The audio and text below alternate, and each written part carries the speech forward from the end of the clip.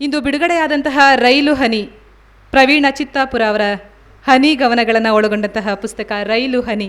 ಇದನ್ನು ಪರಿಚಯಿಸಲಿದ್ದಾರೆ ಡಾಕ್ಟರ್ ಮಹಾದೇವ ಕಾನತಿಲ ಅವರು.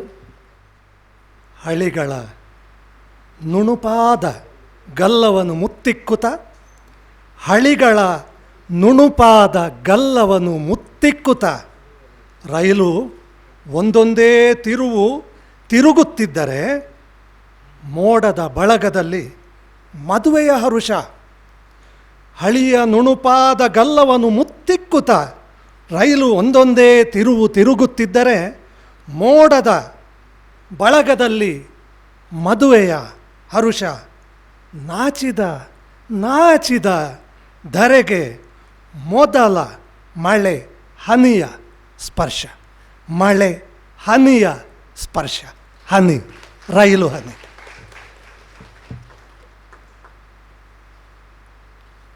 ಪುಸ್ತಕ 4 ಬಿಡುಗಡೆ ಮಾಡಿದ್ದಾರೆ ನನ್ನ ಅತ್ಯಂತ ನೆಚ್ಚಿನ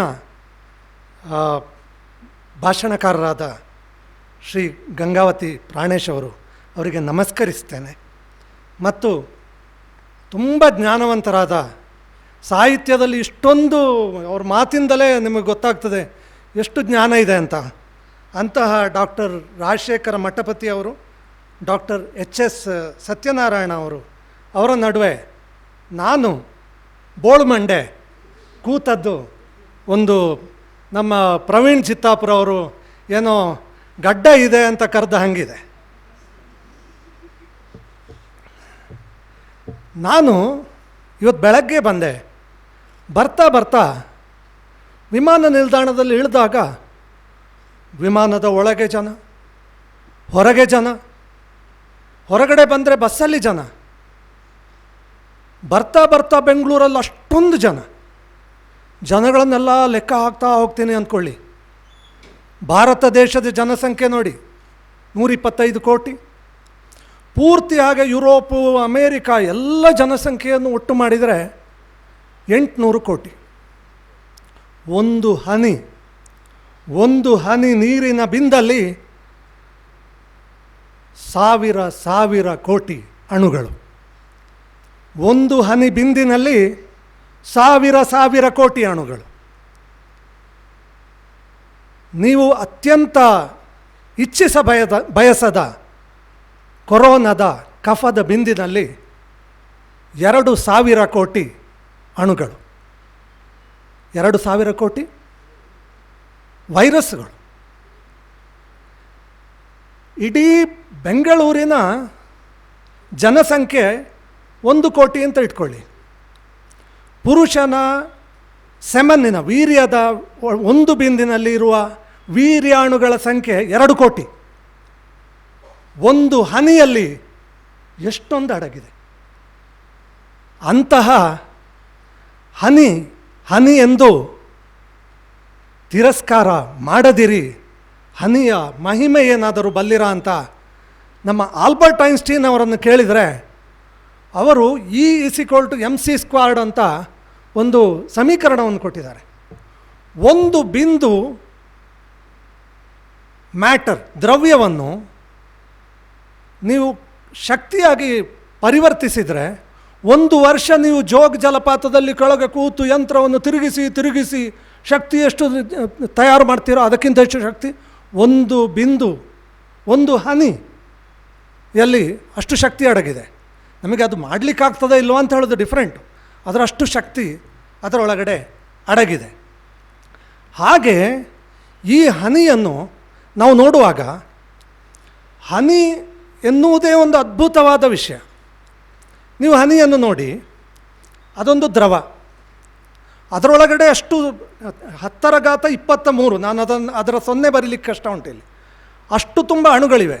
ಅಂದರೆ ಅಷ್ಟು ಅರ್ಥಗಳಿವೆ. ಒಂದು ಮ್ಯಾಕ್ರೋಸ್ಕೋಪಿಕ್, ನೀವು ಆಕಾಶ ನೋಡಿದರೆ ಅಲ್ಲಿ ಲಕ್ಷ ಕೋಟಿ ನಕ್ಷತ್ರಗಳು ಕಾಣಿಸ್ತವೆ, ಮ್ಯಾಕ್ರೋಸ್ಕೋಪಿಕ್. ಅದೇ ರೀತಿ ಒಂದು ಹನಿ ನೀರನ್ನು ನೋಡಿದರೂ ಅದರಲ್ಲಿ ಲಕ್ಷ ಕೋಟಿ ಅಣುಗಳು ಕಾಣಿಸ್ತವೆ, ಮೈಕ್ರೋಸ್ಕೋಪಿಕ್. ವ್ಯಷ್ಟಿ ಮತ್ತು ಸಮಷ್ಟಿ. ನೀವು ಒಂದು ಆಗಸವನ್ನು ನೋಡಿ ಎಷ್ಟು ಅಗಾಧತೆಯನ್ನು ಅನುಭವಿಸ್ತೀರೋ ಅದೇ ಅಗಾಧತೆಯನ್ನು ಒಂದು ಹನಿಯನ್ನು ನೋಡಿಯೂ ಅನುಭವಿಸುವ ಒಂದು ಸಾಧ್ಯತೆಯನ್ನು ಹನಿ ಗವನ ನಮಗೆ ಕೊಡ್ತದೆ.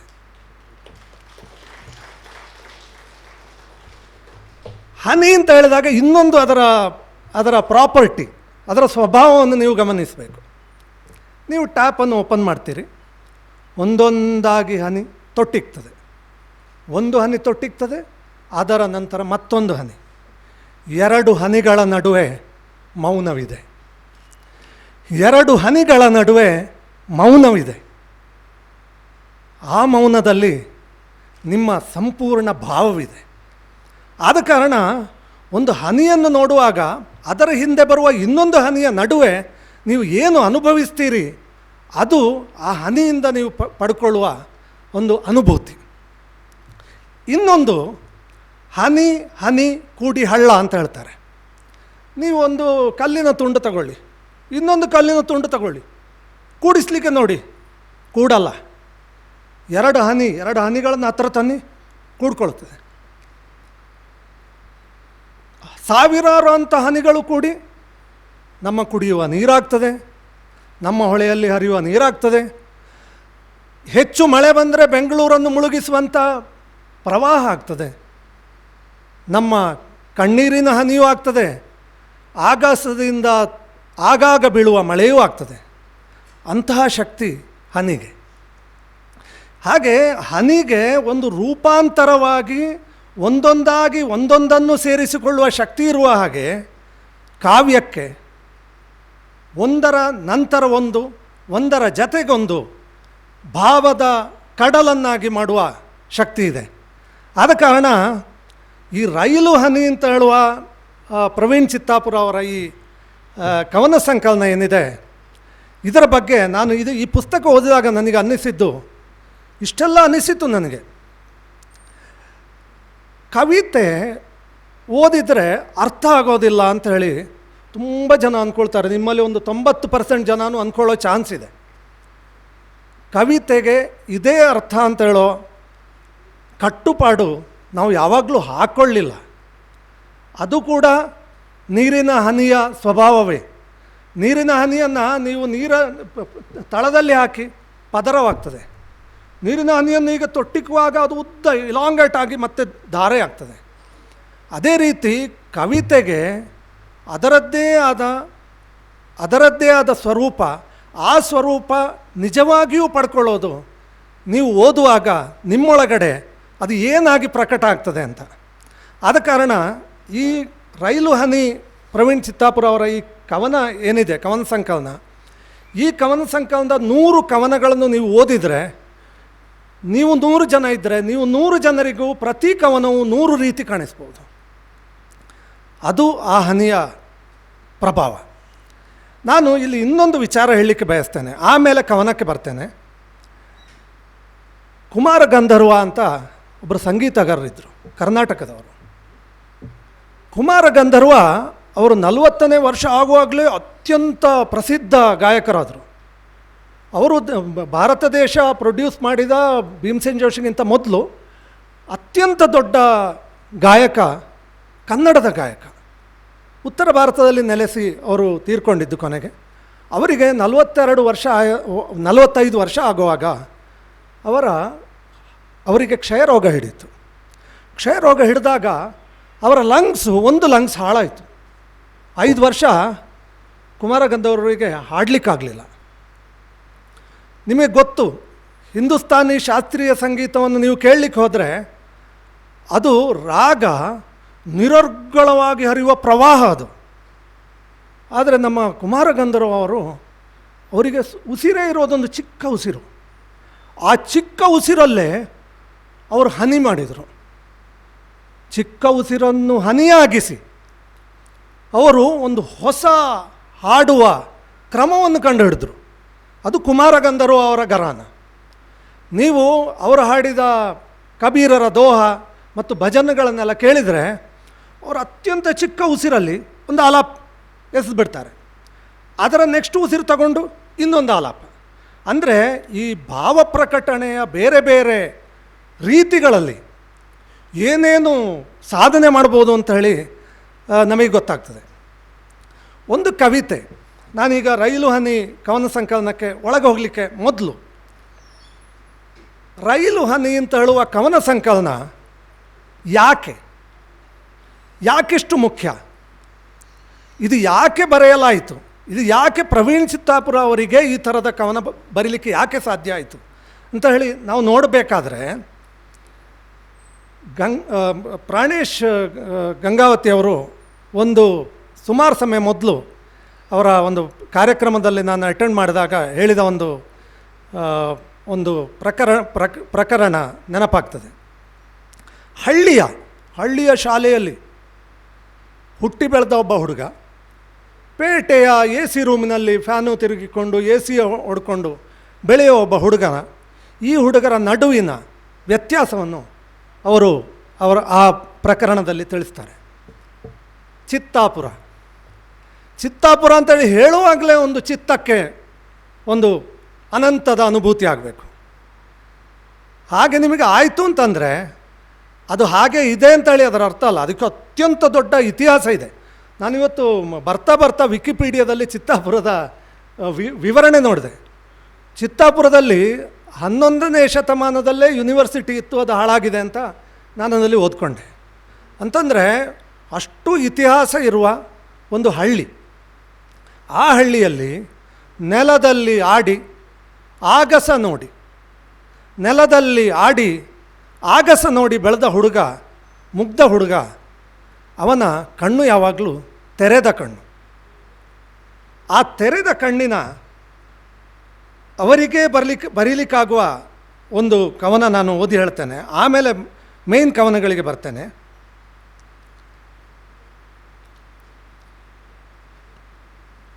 ಚಿತ್ತಾಪುರ ಅವರ ಕವನದಲ್ಲಿ ಇನ್ನೊಂದು ತುಂಬ ಪ್ರಮುಖ ಅಂಶ ಏನಂತಂದರೆ, ನೀವು ಪ್ರವೀಣ್ ಚಿತ್ತಾಪುರ ಅವರ ಕವನದಲ್ಲಿ ಬೀಚಿಯ ಒಂದು ಶೇಡ್, ಅವರು ತಮಾಷೆ ಮಾಡಿದರೂ ಅದರಲ್ಲೊಂದು ತತ್ವ, ಆ ಶೇಡ್ ನಿಮಗೆ ತುಂಬ ಕವನದಲ್ಲಿ ಕಾಣಲಿಕ್ಕೆ ಸಿಗ್ತದೆ. ಈ ಕವನದಲ್ಲೂ ಅದಿದೆ.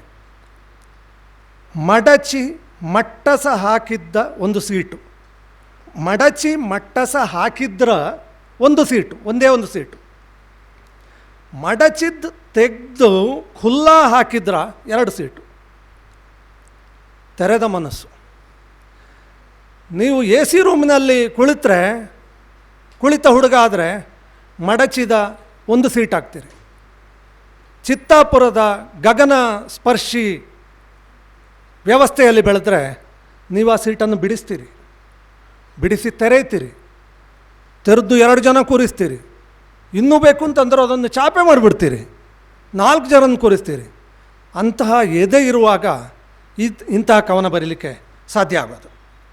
ಚಿತ್ತಾಪುರ ಅವರ ಕವನ ಸಂಕಲನದಲ್ಲಿ ಒಟ್ಟು ಅವರು 5 ಬೋಗಿ ಅಂತ ಡಿವೈಡ್ ಮಾಡಿದ್ದಾರೆ. 5 ಬೋಗಿಗಳು. ಅವುಗಳು ಹಾಸ್ಯ, ವ್ಯಂಗ್ಯ, ಒಲವು, ಮಮತೆ ಹಾಗೂ ವಿಶೇಷ ಅಂತ ಹೇಳುವ 5 ಬೋಗಿಗಳನ್ನು ಅವರು ಡಿವೈಡ್ ಮಾಡಿದ್ದಾರೆ ಇದರಲ್ಲಿ, ಈ ಕವನ ಸಂಕಲನದಲ್ಲಿ. ಪ್ರತಿ ಭಾಗದಲ್ಲೂ ಅತ್ಯಂತ ಹೃದಯ ಮುಟ್ಟುವ ಕವಿತೆಗಳಿವೆ. ಕವಿತೆಗಳನ್ನು ಒಂದೊಂದಾಗಿ ನಾನು ಟಚ್ ಮಾಡ್ತೇನೆ, ಕೆಲವು ಕವಿತೆಗಳನ್ನು ಟಚ್ ಮಾಡಿ ಏನು ಅನ್ನಿಸ್ತು ಅಂತ ಹೇಳ್ತೇನೆ. ಆದರೆ ಅದರ ಅರ್ಥ ನಿಮಗೆ ಅದೇ ಅನ್ನಿಸ್ಬೇಕಾಗಿಲ್ಲ, ನಿಮಗೆ ನಿಮ್ಮ ಕಲ್ಪನೆಯ ಜಗತ್ತಲ್ಲಿ ಅದನ್ನು ರೀಕ್ರಿಯೇಟ್ ಮಾಡಿಕೊಳ್ಳಿ. ಫಸ್ಟ್ ಕವನ, ಮೊದಲನೇ ಕವನ ಈ ಸಂಕಲನದಲ್ಲಿ ಕೋಗಿಲೆಯ ಕುಹೂವಿನಷ್ಟೇ ಇಂಪಾಗಿದ್ದ ರೈಲಿನ ಶಿಳ್ಳೆಯ ಶಬ್ದ ಇತ್ತೀಚೆಗೆ ಕಿರುಚಾಡಿದಂತೆ ಕೇಳುತ್ತಿದೆ. ಕೋಗಿಲೆಯ ಕುಹೂವಿನಷ್ಟೇ ಇಂಪಾಗಿದ್ದ ರೈಲಿನ ಶಿಳ್ಳೆಯ ಶಬ್ದ ಇತ್ತೀಚೆಗೆ ಕಿರುಚಾಡಿದಂತೆ ಕೇಳುತ್ತಿದೆ. ಅದಕ್ಕೆ ಮದುವೆ ಮಾಡಿಸಿಬಿಟ್ಟರೇನೋ ಪಾಪ.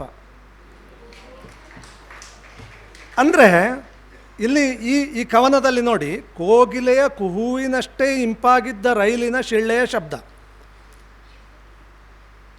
ಮದುವೆಗಿಂತ ಮೊದಲು ಆ ಶಿಳ್ಳೆ ಕರ್ಕಶವಾಗಿಯೇ ಇತ್ತು. ಶಿಳ್ಳೆಯನ್ನು ಕೋಗಿಲೆಯ ಹಾಗೆ ಇಂಪಾಗಿ ಏನಿರಲಿಲ್ಲ. ನೀವು ರೈಲಿನ ಶಿಳ್ಳೆ ಕೇಳಿರ್ಬೋದು.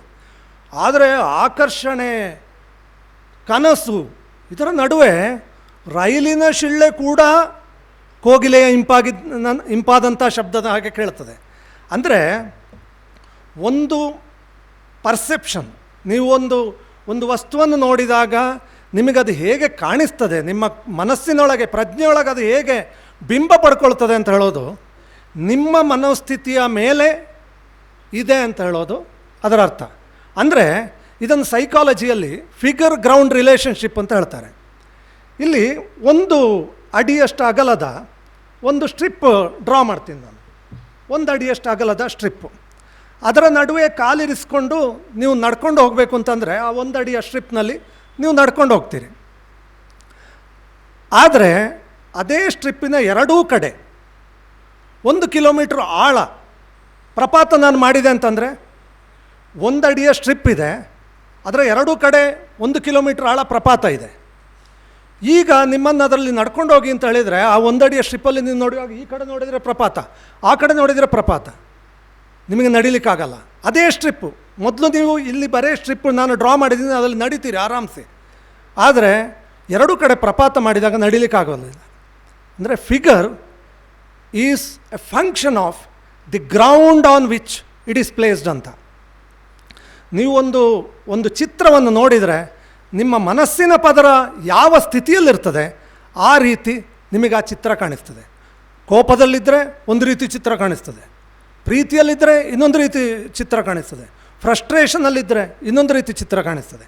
ಇದು ನೋಡಿ, ಬರೇ 4 ಲೈನಿನ ಹನಿಯಿಂದ ನಾನು ಇಷ್ಟೆಲ್ಲ ನನ್ನ ಯೋಚನೆಯನ್ನು ಬೆಳೆಸ್ತಾ ಇದ್ದೇನೆ. ಕೋಗಿಲೆಯ ಕುಹುವಿನಷ್ಟೇ ಇಂಪಾಗಿದ್ದ ರೈಲಿನ ಶಿಳ್ಳೆಯ ಶಬ್ದ ಇತ್ತೀಚೆಗೆ ಕಿರುಚಾಡಿದಂತೆ ಕೇಳುತ್ತಿದೆ, ಅದಕ್ಕೆ ಮದುವೆ ಮಾಡಿಬಿಟ್ಟರೇನೋ ಪಾಪ. ಈಗ ಮದುವೆ ಮಾಡಿದರೆ ಈ ಥರದ ಒಂದು ಅನುಭವ, ಒಂದು ಸಂಧಿ ಇದೆ ಅಲ್ಲಿ. ಸಂಧಿಗಿಂತ ಮೊದಲು ಅನುಭವ ಬೇರೆ, ಸಂಧಿಯ ನಂತರ ಅನುಭವ ಬೇರೆ.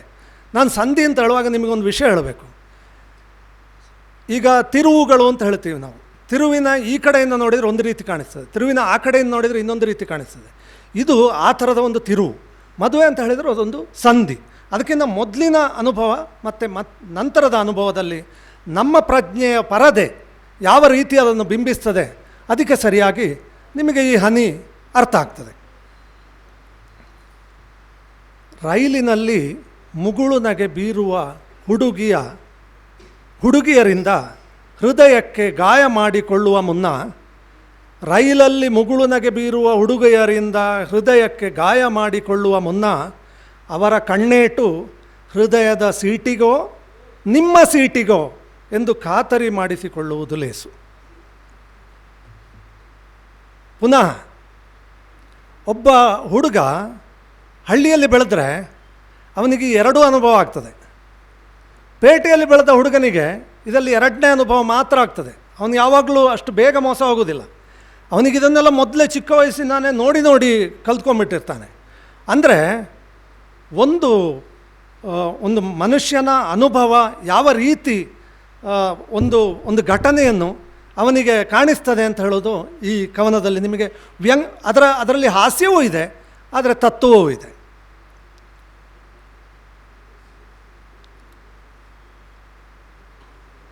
ಕವಿತೆಯಲ್ಲಿ ಇನ್ನೊಂದು ತುಂಬ ಪ್ರಮುಖ ಅಂಶ, ನೀವೊಂದು ಪದವನ್ನು ಅರ್ಥ ಇರುವ ಪದವನ್ನೇ ಉಪಯೋಗಿಸಬೇಕಾಗಿಲ್ಲ ಕವಿತೆಯಲ್ಲಿ. ಈಗ ಉದಾಹರಣೆಗೆ ಬೇಂದ್ರೆಯವರು ಅಂತರಂಗದ ಮೃದಂಗ ಇಂತು ತಂತನಾನ. ತಂತನಾನ ಅಂತ ಹೇಳಿದರೆ ಕನ್ನಡದ ಯಾವ ಪದವೂ ಅಲ್ಲ ಅದು, ಅದರದೊಂದು ಧ್ವನಿ. ಒಂದು ಧ್ವನಿಗೂ ಕೂಡ ಅರ್ಥ ತರುವ ಪ್ರಯತ್ನ ಇದೆಯಲ್ಲ, ಅದು ಕವಿಯ ತುಂಬ ತುಂಬ ತುಂಬ ಕೆಪಾಸಿಟಿ ಇರುವ ಕವಿಗಳು ಮಾತ್ರ ಇದನ್ನು ಮಾಡಲಿಕ್ಕಾಗ್ತದೆ. ಈಗ ಈ ಕವನ ನೋಡಿ, AC ಕೋಚಿನಲ್ಲಿ ನೀನು ಕ್ಷಿ ಎಂಬಲ್ಲಿಗೆ ಮುಗಿಯುತ್ತದೆ, ಸೀನಿದರೆ ಕ್ಷಿ ಎಂಬಲ್ಲಿಗೆ ಮುಗಿಯುತ್ತದೆ. ಸ್ಲೀಪರ್ ಕೋಚಿನಲ್ಲಿ ನೀನು ಅಕ್ಷಿ ಎಂಬಲ್ಲಿಗೆ ಮುಗಿಯುತ್ತದೆ. ಜನರಲ್ ಬೋಗಿಯಲ್ಲಿ ನೀನು ಅಕ್ಷಿ ಎಂಬಲ್ಲಿಗೆ ಮುಗಿಯುತ್ತದೆ. 3 ಕ್ಲಾಸ್ ಡಿವಿಷನ್ಸ್ ನೋಡಿ. ಈ ಕವಿತೆಯಲ್ಲಿ ಬೀಚ್ ಪುನಃ ಕಾಣಿಸ್ತಾರೆ. 3 ಕ್ಲಾಸ್ಗಳಿವೆ. ಇದನ್ನು ರೈಲ್ವೆನಲ್ಲೂ ಕೂಡ ಇದನ್ನು ಕ್ಲಾಸ್ ಅಂತಲೇ ಹೇಳೋದು. 2nd ಕ್ಲಾಸು, ಆಮೇಲೆ ಜನರಲ್ ಕ್ಲಾಸು, 1st ಕ್ಲಾಸು. ಅಂದರೆ ವರ್ಗಗಳು ನಮ್ಮನ್ನು ಯಾವ ರೀತಿ ನಮ್ಮ ಎಕ್ಸ್ಪ್ರೆಷನ್ ನನ್ನು ಬದಲಿಸ್ತವೆ ಮತ್ತು ಯಾವ ರೀತಿ ನಮ್ಮ ಪರ್ಸೆಪ್ಷನನ್ನು ಬದಲಿಸ್ತವೆ ಅಂಥೇಳಿ ಇದೊಂದು ರೀತಿ ಕಾಣಿಸ್ತದೆ. ಇನ್ನೊಂದು, ನೀವು ಎ ಸಿ ಕೋಚ್ನಲ್ಲಿ ಡಸ್ಟ್ ಏನಿರಲ್ಲ, ತುಂಬ ಕ್ಲೀನಾಗಿರ್ತದೆ. ಅದೇ ಸ್ಲೀಪರ್ ಕೋಚಿಗೆ ಬಂದರೆ ಇನ್ನೊಂದಷ್ಟು ಅನ್ಕ್ಲೀನ್ನೆಸ್. ಅದೇ ಜನರಲ್ ಕೋಚಿಗೆ ಬಂದರೂ ಅದರಲ್ಲಿ ಎಲ್ಲ ಕಡಲೆ ಸಿಪ್ಪೆಯಿಂದ ಹಿಡಿದು ಎಲ್ಲ ಅದರಲ್ಲಿರುತ್ತೆ. ಆಗ ಒಬ್ಬ ಮನುಷ್ಯನಿಗೆ ಯಾವ ರೀತಿಯ ಅನುಭವ ಆಗ್ಬೋದು ಅದನ್ನು ಕೂಡ ಅದು ತೋರಿಸ್ತದೆ. ಹೀಗೆ ಈ ಕವನದಲ್ಲೂ ಕೂಡ ನೋಡಿದರೆ ನೀವು ಒಂದು ಥರದ ವರ್ಗ ಸಂಘರ್ಷವನ್ನು ಅವರು ತುಂಬ ಪ್ರೀತಿಯಲ್ಲಿ, ತುಂಬ ಪ್ರವೀಣ್ ಚಿತ್ತಾಪುರ ಅವರ ಒಂದು ಈ ಕವನ ಸಂಕಲನ ಇರ್ಬೋದು, ಅವರ ಒಟ್ಟಾರೆಯಾಗಿ, ನಾನು ಅವರನ್ನು ತುಂಬ ವರ್ಷದಿಂದ ಗೊತ್ತು ನನಗೆ, ಒಟ್ಟಾರೆಯಾಗಿ ಪ್ರವೀಣ್ ಚಿತ್ತಾಪುರ ಅವರನ್ನು ನೀವು ನೋಡಿದರೆ ಅವರು ತುಂಬ ಪಾಸಿಟಿವ್ ಹುಡುಗ, ಯಾವುದೂ ಆಗಲ್ಲ ಅಂತ ಇಲ್ಲ, ಎಲ್ಲ ಆಗೋದೇ ಆ ಹುಡುಗನಿಗೆ. ಬಹುಶಃ ಈ ಪ್ರವೀಣ್ ಚಿತ್ತಾಪುರ ಎಲ್ಲರಿಗಿಂತ ಹೆಚ್ಚು ಅಮ್ಮನ ಎದೆ ಹಾಲು ಕುಡ್ದಿದ್ದಾನೆ ಅಂತ ಅನ್ನಿಸ್ತದೆ ನನಗೆ. ಇನ್ನು ವ್ಯಂಗ್ಯ ಅಂತ ಹೇಳುವ ಬೋಗಿಯಲ್ಲಿರುವ ಕೆಲವು ಕವನ ಓದ್ತೇನೆ. ಹಸುಗೂಸ ಹೊತ್ತ ನಿಂತವಳ ಏದುಸಿರ ಕೇಳಿ ಕಣ್ಣು ಕಾಣದವನೊಬ್ಬ ಅವಳಿಗೆ ಜಾಗ ಮಾಡಿಕೊಟ್ಟ. ಹಸುಗೂಸ ಹೊತ್ತು ನಿಂತವಳ ಏದುಸಿರ ಕೇಳಿ ಕಣ್ಣು ಕಾಣದವನೊಬ್ಬ ಅವಳಿಗೆ ಜಾಗ ಮಾಡಿಕೊಟ್ಟ. ಕಣ್ಣಿದ್ದವರು ಎಂದಿನಂತೆಯೇ ಬರೀ ನಿಟ್ಟುಸಿರು ಬಿಟ್ಟರು. ಕಣ್ಣಿದ್ದವರು ಎಂದಿನಂತೆಯೇ ಬರೇ ನಿಟ್ಟುಸಿರು ಬಿಟ್ಟರು. ನಾನೇನು ಎಕ್ಸ್ಪ್ಲೈನೇ ಮಾಡಬೇಕಾಗಿಲ್ಲ ಈ ಕವನದ ಬಗ್ಗೆ. ಇನ್ನೊಂದು ಕವನ ನೋಡಿ, ಇದು ನನಗೆ ಅತ್ಯಂತ ಹೃದಯಕ್ಕೆ ತಲುಪಿದ ಕವನ. ಜಾತಿ ನೆಪದಲ್ಲಿ ಕೆಳಗಡೆ ಸೀಟಿನಲ್ಲಿ ಅಕ್ಕಪಕ್ಕ ಕೂರಲಾಗದೆ ಕುಸ್ತಿಗಿಳಿದಿದ್ದ ಜನರನ್ನು, ಜಾತಿ ನೆಪದಲ್ಲಿ ಕೆಳಗಡೆ ಸೀಟಿನಲ್ಲಿ ಅಕ್ಕ ಪಕ್ಕ ಕೂರಲಾಗದೆ ಕುಸ್ತಿಗಿಳಿದಿದ್ದ ಜನರನ್ನು ಮೇಲೆ ಒಂದೇ ಕಡೆ ಇಡಲಾಗಿದ್ದ ಅವರ ಚೀಲಗಳು ಆಶ್ಚರ್ಯದಿಂದ ನೋಡುತ್ತಿದ್ದವು. ಮೇಲೆ ಒಂದೇ ಕಡೆ ಇಡಲಾಗಿದ್ದ ಅವರ ಚೀಲಗಳು ಆಶ್ಚರ್ಯದಿಂದ ನೋಡುತ್ತಿದ್ದವು. ಅಂದರೆ ಈ ಚೀಲ ಅಂತಂದರೆ ಏನು? ಆಮೇಲೆ ರೈಲಿನಲ್ಲಿ ಈ ಜಾತಿ ಇದರ ಬಗ್ಗೆ ನಾವು ನೋಡುವಾಗ ಚೀಲಗಳು ಒಂದು ಪಾತ್ರ ಆಗಿಬಿಡ್ತದಲ್ಲ, ಅದೊಂದು ಅದ್ಭುತ. ಇನ್ನು ಒಲವು ಅಂತ ಹೇಳುವ ಬೋಗಿಯಿಂದ, ರೈಲಿನ ಕಿಟಿಕಿಗೊರಗಿ ತನ್ನಿಷ್ಟದ ಹಾಡು ಕೇಳುತ್ತಾ ತನ್ಮಯಳಾಗಿ ಕೂತವಳ ಚಿತ್ತ ಕೆಡಿಸಿ ತಾ ಮಾತ್ರ ಆರಾಮವಾಗಿ ಕೂತು ಬಿಡುವ ಹುಡುಗನೇ ಕೊನೆಗೆ ಹುಡುಗಿಗೆ ಇಷ್ಟವಾಗುತ್ತಾನೆ ಅಂತ ರೈಲು ತನ್ನ ಹಳಿಗಳಿಗೆ ಹೇಳುವುದ ಕೇಳಿಸಿಕೊಂಡೆ. ಅಂತಂದರೆ ರೈಲು ಕೂಡ ಪಾತ್ರ ಆಗಿಬಿಡ್ತದೆ, ರೈಲಿನ ಹಳಿ ಪಾತ್ರ ಆಗ್ತದೆ. ಇವರ ಕವನ ಸಂಕಲನದಲ್ಲಿ ಪ್ರಯಾಣಿಕ ಮಾತ್ರ ಪಾತ್ರ ಅಲ್ಲ, ಉಳಿದ ರೈಲಿನ ಇತರ ಸಿಬ್ಬಂದಿಗಳು ಮಾತ್ರ ಪಾತ್ರಗಳಲ್ಲ, ಎಲ್ಲ ರೈಲು ಪಾತ್ರ, ರೈಲಿನ ಸಿಳ್ಳೆಯೂ ಪಾತ್ರ. ಅವಳಿಗೆ ಕೂಡಲು ಕಷ್ಟವಾಗುತ್ತಿತ್ತು. ಪಕ್ಕ ಬ್ಯಾಗ್ ತೆಗೆದಿಟ್ಟೆ. ಇವನ ಬ್ಯಾಗ್ ಅಲ್ಲಿತ್ತು, ಅವಳಿಗೆ ಕೂರ್ಲಿಕ್ಕೆ ಕಷ್ಟ ಆಗ್ತಿತ್ತು. ಅವನು ತೆಗೆದು ಸೈಡಲ್ಲಿಟ್ಟ. ನನಗೆ ನೋಡಲು ಕಷ್ಟವಾಗುತ್ತಿತ್ತು, ಮುಖದ ದುಪಟ್ಟ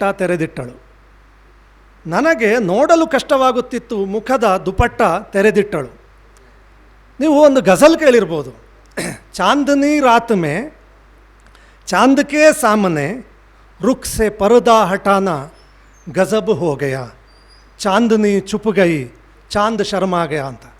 ಆ ದುಪಟ್ಟವನ್ನು ತೆರೆದಿಟ್ಟಾಗ ಕಂಡ ಸೌಂದರ್ಯ ಅದು. ಅದರ ಬಗ್ಗೆ ಅದೇ ಥರದ ಒಂದು ಹನಿಗವನ ಇದು. ತೆಲುಗು ಭಾಷೆಯಲ್ಲಿರುವ ಆ ಲಾಲಿ ಹಾಡಿಗೆ ಪಕ್ಕದಲ್ಲಿದ್ದ ಕನ್ನಡದ ಕಂದನು ಮಲಗಿಬಿಟ್ಟ. ತೆಲುಗು ಭಾಷೆಯಲ್ಲಿದ್ದ ಆ ಲಾಲಿ ಹಾಡಿಗೆ ಪಕ್ಕದಲ್ಲಿದ್ದ ಕನ್ನಡದ ಕಂದನು ಮಲಗಿಬಿಟ್ಟ.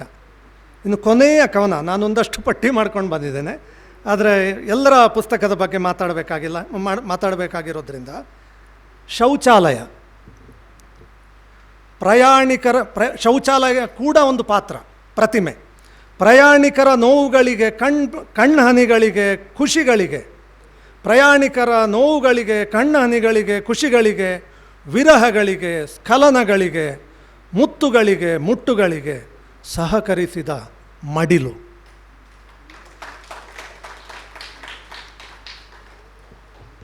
ಪ್ರವೀಣ್ ಚಿತ್ತಾಪುರ ಅವರ ಇಷ್ಟು ಸಂವೇದನಾಶೀಲ ಪುಸ್ತಕವನ್ನು ಮತ್ತು ಇತರ 3 ಜನರ ಪುಸ್ತಕವನ್ನು ನಾನು ಹಣ ಕೊಟ್ಟು ತಗೊಳ್ತೇನೆ. ನೀವೆಲ್ಲ ನಿಮ್ಮ ಚಪ್ಪಾಳೆ ಅದೇ ಆಗಿರಬೇಕು ಅಂತ ನನ್ನ ಆಸೆ. ನೀವೆಲ್ಲ ತಗೊಳ್ಳಿ. ನಮ್ಮ ಹತ್ರ ತುಂಬ ಕನಸುಗಳಿವೆ, ನೀವು ಕೂಡ ಕನಸುಗಾರರು. ಇನ್ನು ಈ 4 ಕನಸುಗಾರರ ಕನಸುಗಳಿಗೆ ನಮ್ಮ ಕನಸುಗಳನ್ನು ಸೇರಿಸಿ ಹೊಸ ಕನಸು, ಹೊಸ ಲೋಕ ಕಟ್ಟುವತ್ತ ತೆರೆದುಕೊಳ್ಳೋಣವೇ? ಧನ್ಯವಾದಗಳು.